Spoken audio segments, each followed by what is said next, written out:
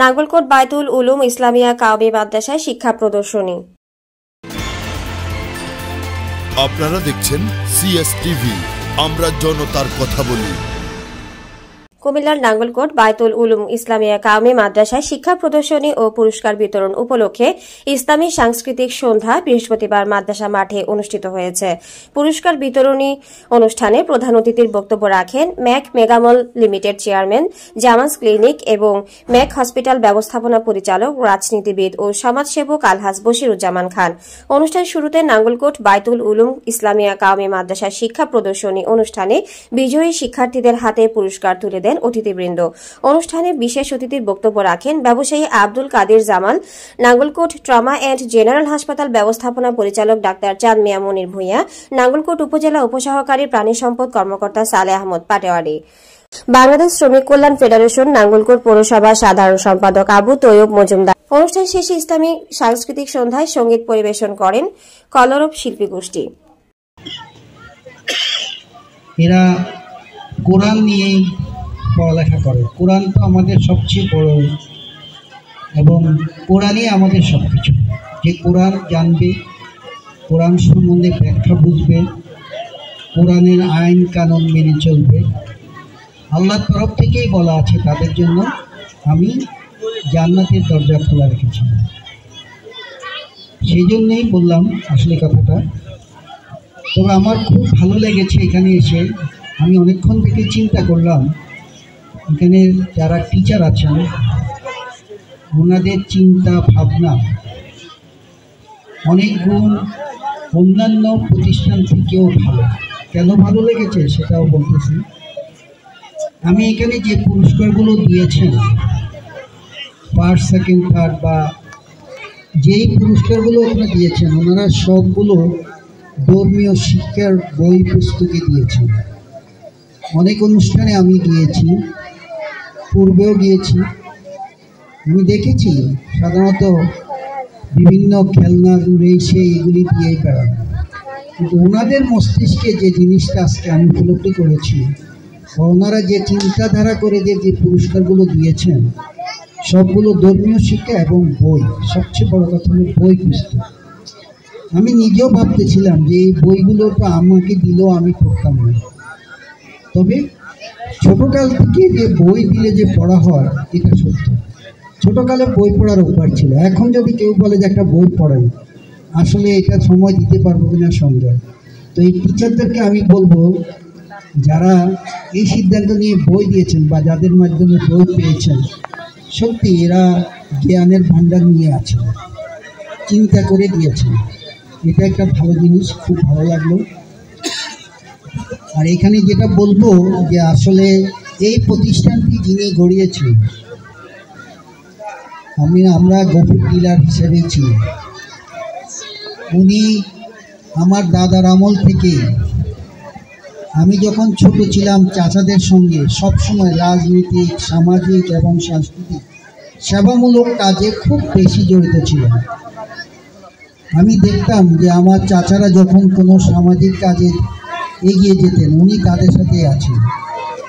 যেখানে দরকার এই গফুর ডিলার সাহেব, ওনারা বন্ধু ছিলেন। রফিকুজ্জামানের খুব ক্লোজ ফ্রেন্ড ছিলেন মেবি, সম্ভবত গফুর ডিলার সাহেব। উনি আমাদেরকে খুব পছন্দ করতেন, আমাদেরকে খুব আদর করতেন যখন আমরা ছোট ছিলাম। এবং ওনার একটা অভ্যাস ছিল, উনি সবসময় পান খেতেন, বলে খুব পান খেতেন। উনি আমাদের বাড়িতে গেলে ওই পান চেয়ে নিতেন।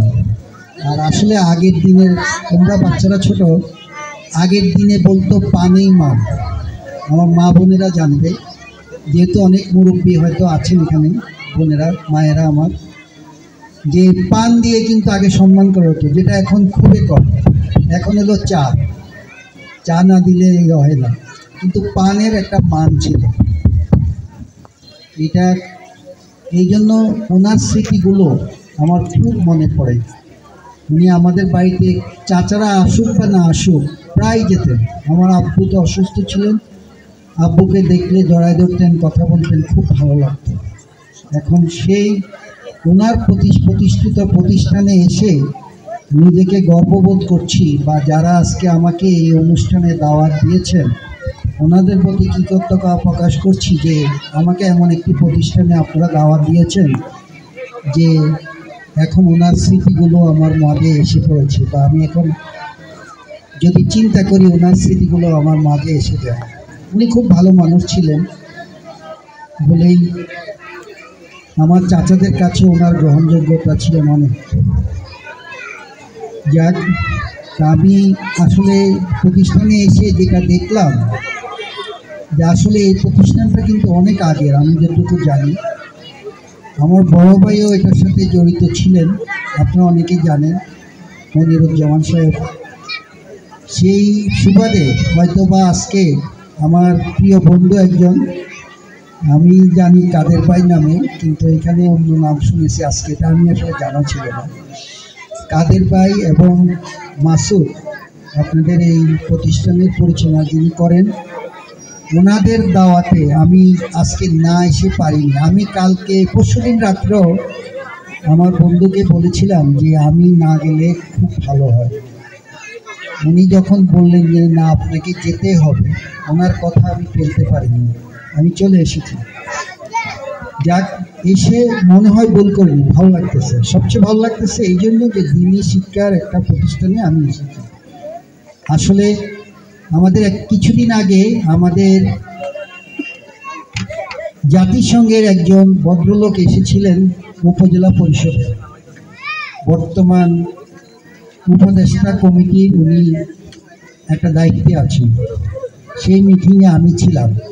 সেখানে কথা হচ্ছিল যে স্কুলে কেন ছেলে মেয়েরা কম, মানে স্কুলে কেমন ছেলে মেয়ে আসে। অনেক টিচারই বলেছেন যে এখন স্কুলে ছেলে মেয়েরা কম আসেন। কেন আসেন উনি আবার জানতে চেয়েছেন, আগের চেয়ে কম না বেশি, বলে আগের চেয়ে কম। উনি প্রশ্ন করেছিলেন কেন কম। এটা আসলে প্রশ্ন করার পিছনে একটা রহস্য ছিল। অনেকে উত্তর দিয়েছেন যে এখন আমরা মুসলমানের হিসেবে ধর্মের প্রতি বেশি আকৃষ্ট, সেই হিসাবে আমরা এখন মানে আজকালকার স্টুডেন্ট ছেলেমেয়েরা মাদ্রাসা লাইনে পড়ালেখা করে।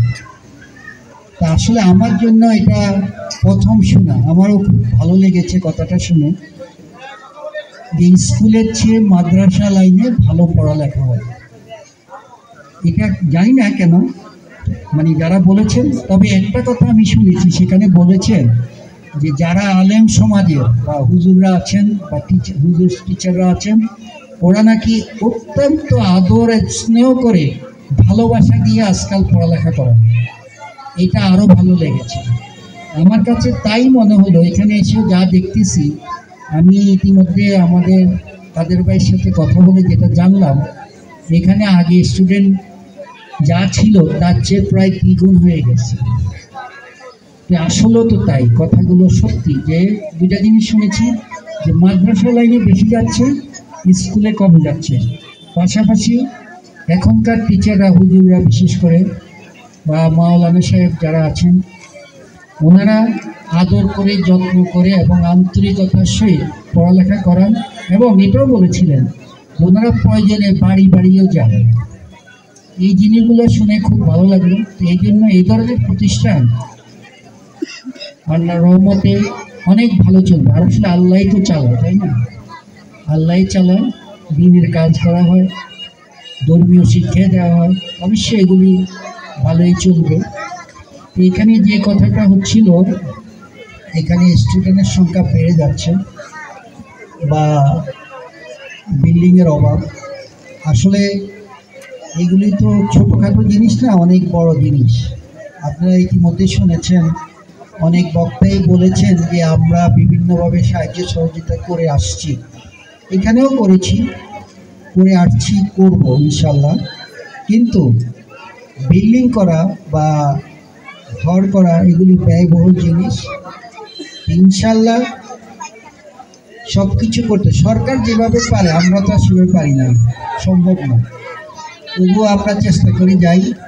যেহেতু আমার কাছে বলা হয়েছে, আমি আপনাদেরকে এইভাবে কথা দিতে পারি যে যে আমি আমার মাধ্যমে এই ধরনের বিল্ডিং করার জন্য আমিও চেষ্টা করে যাব, কারো থেকে হেল্প নেওয়ার বা আমার পক্ষেও যতটুকু সম্ভব চেষ্টা করব। তবে সরকারি লোক, যেমন আমি জিজ্ঞেস করেছিলাম যে এখানে পৌরসভার তরফ থেকে পূর্বে বা এখনও সাহায্য সহযোগিতা পেয়েছে কিনা। পেয়েছে, অবশ্যই কিছু না কিছু তো পেয়েছে। এবং গত বছরও আমাদের যিনি মেয়র ছিলেন উনি এই প্রোগ্রামে এসেছিলেন। তো ওনাদের কাছে যে পাওয়ারটা বা উপজেলা চেয়ারম্যান বা সরকারিভাবে যে বিল্ডিং করা বা অন্যান্য সহযোগিতা করা সম্ভব, সেটা আমাদের জন্য একটু কঠিন। এই জন্য আমাদেরকে, যেহেতু আমাদের পূর্ববর্তী সরকার কিছু কিছু ক্ষেত্রে অনিয়মিত ছিলেন, আমি বলবো না অনেক ছিলেন, সেই জন্য হয়তো আমরা যেখানে সাহায্য পাওয়ার কথা সেখানে পাই নাই, যেখানে না পাওয়ার কথা সেখানে পেয়েছি। এরকম কিছু অনিয়ম ছিল। ভবিষ্যতে আমাদেরকে চেষ্টা করতে হবে যেন এইসব অনিয়ম বা যারা অন্যায়ের সাথে জড়িত ওইসব লোকদেরকে চিহ্নিত করে ভবিষ্যতে যারা নেতৃত্ব দেবেন বা যারা নেতৃত্বে আসবেন সেখানে আমরা ভালো লোক নির্ধারণ করব। দুইটা ছেলেকে দুই হাতে শোয়ায় রাখতাম, কতক্ষণ শুয়ে শুয়ে কিছু ধর্মীয় কথা, কিছু ভদ্রতার কথা, কিছু আচরণগত দিক তুলে ধরতাম, গল্প করতাম, মিনিমাম আধা ঘন্টা 1 ঘন্টা। আল্লাহর রহমতে ওরা, আমি নিজে বলতেছি, আমার ছেলে কথা না, ওরা সবাই বলে ওরা ভদ্র। এটা বাবা মার দায়িত্ব। যদি আপনারা ওইভাবে গড়াইতে পারেন ইনশাল্লাহ ওরা গড়বে। ওরা বাইরে থাকে কিন্তু এখনও, মানে আমরা অনেকে বলি যে বাইরে গেলে পোলাপাইন নষ্ট হয়ে যায়, এখনও আল্লাহর রহমতে ওরা আমার অবাধ্য। যদিও ইঞ্জিনিয়ারিং পাশ করে ফেলছে, চাকরি করে, তবুও আব্বু এটা করবো কিনা, ওইটা শুনবো কিনা, এই কাজটা করা ভালো হবে কিনা, কিছু ক্ষেত্রে পরামর্শ নেই। এই জন্য বলবো বাবা মা যারা আছেন, আপনার ছেলে মেয়েকে আপনি যত আনন্দ দিয়ে কাছে রাখতে পারেন, যত ভালোবাসা দিয়ে কাছে রাখতে পারেন, এটাই হবে আপনার জন্য বড় সম্পদ। আরেকটা কথা, শুধু ওদেরকে শিক্ষা করাইলেই হবে না, শিক্ষার সাথে সাথে কিন্তু ওদের স্বাস্থ্যগত ঠিক রাখতে হবে। ওরা অনেক কষ্ট করে, বিশেষ করে হুজুরদের আমি যেটা জানি, যারা ব্যায়াম করে ওরা কিন্তু স্কুলের চেয়েও বেশি পাঠদান করে, আমি যতটুকু জানি আর কি। সেই জন্য বললাম, যদিও আমি এই লাইনের না, আপনারা ওদের অনেক পড়ালেখা করতে হয়, সকালে ভোরে উঠতে হয়, কোরআন শরীফ পড়তে হয়, নামাজ ওরা 5 ওয়াক্ত পড়তে চেষ্টা করে, পড়েও।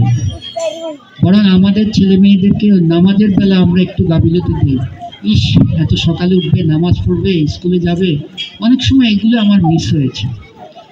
এইগুলি নিয়ে বলবো, আপনার সন্তানকে আপনি অবশ্যই খাওয়া দাওয়ার ব্যাপারে, বিশেষ করে যেগুলো ওদের পুষ্টিকর খাদ্য, বিশেষ করে মাদেরকে বলবো আপনারা অবশ্যই ওদের খাওয়া দাওয়ার দিকে খেয়াল রাখতে হবে। কারণ শুধু পড়ালেখার চাপ দিলে হবে না, খাওয়া দাওয়া ঠিকভাবে খেতে হবে। তা আমি আসলে অনেক কিছু নিজের কথা বলে ফেললাম, এগুলো ঠিক না, তারপরেও বললাম মানে বোঝার জন্য। আমি খুবই আনন্দিত যে আপনারা আমাকে এখানে দাওয়াত দিয়েছেন। আপনারা দেখছেন CS টিভি, আমরা জনতার কথা বলি।